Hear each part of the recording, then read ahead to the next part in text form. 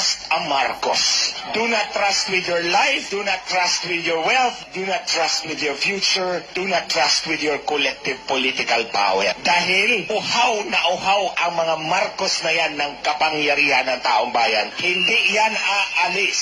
So I'll take up from yung sinabi ni Maestro Kaado Paglinawan, yung giyera ni Marcos. 6 years akong katrabaho ang mag-asawa.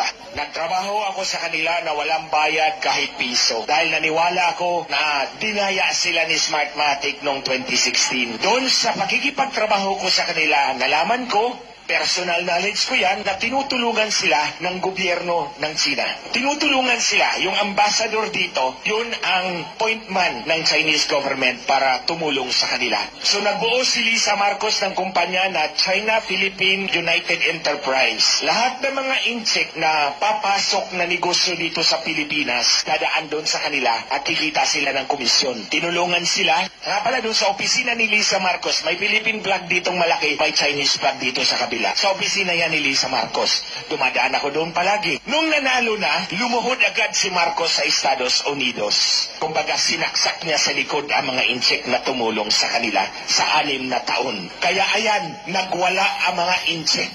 Galit na galit sa kanila dahil sobrang traidor ang mag-asawang ito. Kung makita ninyo mga kababayan, sa panahon ni President Duterte, walang barko ng Pilipinas sa binunggo ng mga incheck. Di po ba? Walang naputulan ng daliri. Pero ngayon, bakit bayolente ang mga incheck sa atin? Hindi yan dahil galit sila sa Pilipino. Personal na galit nila yan kay Marcos. 6 na taon kaming tumulong sa'yo, tapos trinaydor mo kami.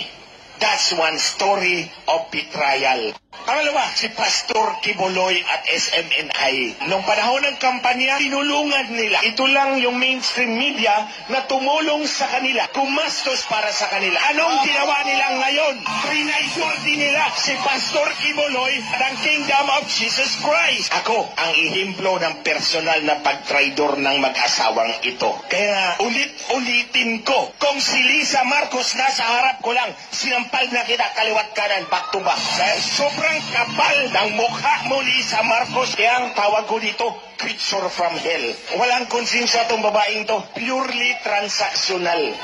Ang isa sa kasama ko, si Hubert Divara. Kasama ko yan sa grupo namin. Doon, nagsilbi sa kanila ng 6 na taon. Alam nyo, pinakuha niya ng private jet sa Davao. Kasi si Hubert Divara naglalaro ng football doon sa Davao.